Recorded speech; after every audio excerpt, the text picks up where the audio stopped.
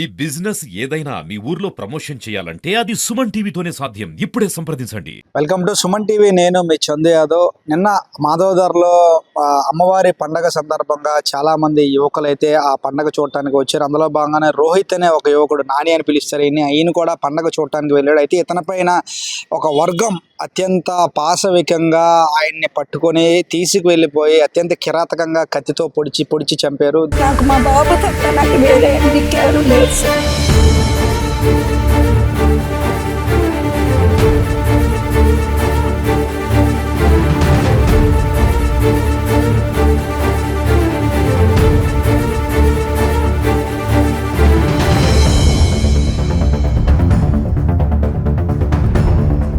రోహిత్ తల్లి మన వద్ద ఉంది. సో మాధవదార్లో నిన్న జరిగింది ఈ సంఘటన. అసలు ఏం జరిగింది, ఎట్లా జరిగింది, తల్లి మాటల్లో అడిగి తెలుసుకునే ప్రయత్నం చేద్దాం.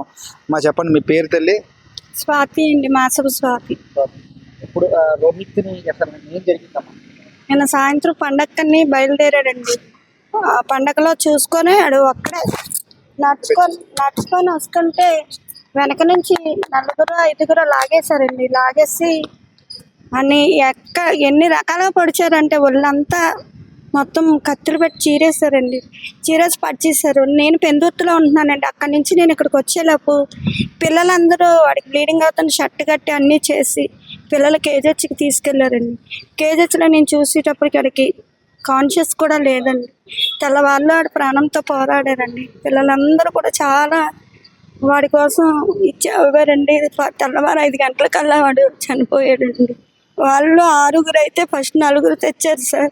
ఇప్పుడు 5 ఇంకా పేర్లు ఉన్నాయి సార్. చాలామంది ఉన్నారు, మేము అందరూ గుర్తించలేకపోతున్నాం సార్. మాకైతే న్యాయం జరిపించండి సార్. మా కొడుకు తిరిగి రాకపోవచ్చు సార్, కానీ అలాంటి వాళ్ళు మాత్రం ఉండకూడదు సార్. నాకు మా బాబు తప్ప నాకు వేరే దిక్కెవరు లేరు సార్.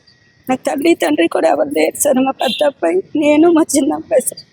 నాకు హెల్త్ ప్రాబ్లం కూడా సార్. నాకు జీవనోపాధి ఆడొక్కడే సార్.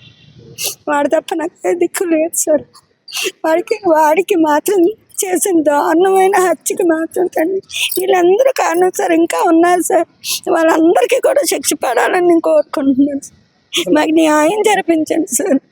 అసలు ఎందువల్ల ఇలా జరిగిందమ్మా? అసలు పాత తగువులు ఏమైనా ఉన్నాయా? వినాయక చవితి రోజు కూడా వీళ్ళు మా ఇంటి మీదకి వచ్చి అటాక్ చేశారు సార్. ఒక 11 మంది కర్రలు పట్టుకొని వచ్చి అటాక్ చేశారు సార్. గత లాస్ట్ ఇయర్ వినాయక చవితికి మా ఇంటి మీదకి అటాక్ చేశారు సార్. వేడంతా కూడా బయటికి రాకుండా మేము అలా గడియాలు అన్నీ పెట్టి ఉంచితే తలుపులు తన్నేసి కిటికీలు అన్నీ విరగొట్టేసి అన్నిది చేసినప్పుడు మా బాబు అని డిఫైన్ చేసుకుని కత్తి పట్టుకొని బయటకు వచ్చాడు సార్. దాంతో వాడు పొడవలేదు సార్, భయపించాడు. అప్పుడు ఒక అబ్బాయికి జస్ట్ పై లేయర్ పడితే కావాలని కుట్లా వేయించుకొని వచ్చి వీడికి కావాలని ఇది చేశారని అప్పుడు కూడా నా కొడుక్కి వీళ్ళే సార్ 3 నెలలు జైలు శిక్ష పడేలా చేశారు సార్. అప్పుడు కూడా మాకు న్యాయం జరగలేదు సార్. మా బాబుదే తప్పన్నారు సార్. 11 మంది కర్రలు పట్టుకొని వచ్చినప్పుడు ఒక్కడు నా కొడుక్కి తల మీద కొట్టినా చచ్చిపోతాడు సార్. కర్ర పట్టుకోవడం తప్పు కాదు, కత్తి పట్టుకోవడం తప్పు అని నా కొడుక్కి జైలు శిక్ష వేశారు సార్. మళ్ళీ వాడు వచ్చినాక వాడిని వెంటాడి అసలు సంబంధం లేని వాళ్ళు కూడా కలిసి అని చంపేశారు సార్. ఎంతమంది చంపారు అనుకుంటున్నారమ్మా? నేను అంటే అక్కడ చూసిన వాళ్ళు 6 మంది అంటున్నారు సార్.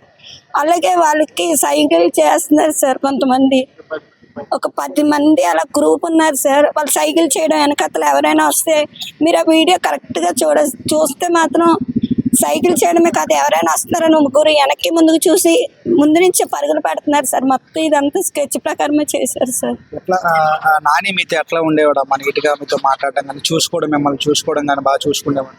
వాడే నన్ను పెంచిపోడు సార్. నాకు చాలా బోల్డ్ అని హెల్త్ ప్రాబ్లమ్స్ ఉన్నాయి సార్.